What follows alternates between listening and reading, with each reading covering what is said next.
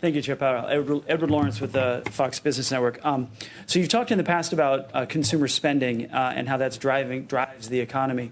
Are you concerned with this high level of inflation that the consumer will stop spending, pushing us into, and what's the level of your concern, pushing us into a recession? So the economy is doing fairly well. We expect growth to be solid this year, and we see household spending and business investment as fairly strong, even in the first quarter, which was relatively slow on some other fronts.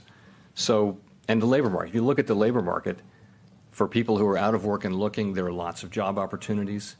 For wages are moving up at rates that haven't been seen in quite a long time. So it's a good time to be a worker looking to either change jobs or get a wage increase in your current job. So it's a strong economy, and nothing about it suggests that it's close to or vulnerable to a recession.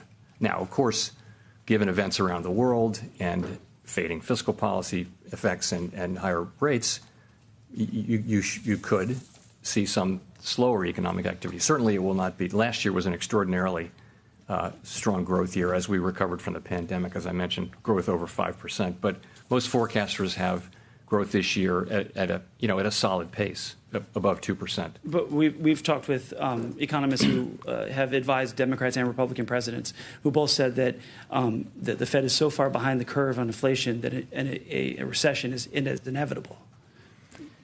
So, and as I said, I think we have a good chance to restore price stability without a recession, without a severe downturn, and without materially higher unemployment. And I mentioned the reasons for that. So I see a strong economy now. I see a very strong labor market, for example.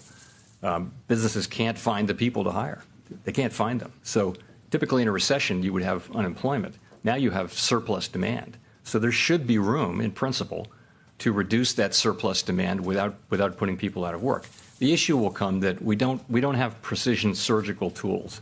We have essentially interest rates, the balance sheet, and forward guidance, and they're famously blunt tools. They're not capable of surgical precision. So I would agree. No one thinks this will be easy. No one thinks it's straightforward, but there's certainly a plausible path to this, and I do think we've got a good chance to do that. And our job is not to rate the chances. It is to try to achieve it. So that's what we're doing. There are a range of opinions, though, and that's only appropriate.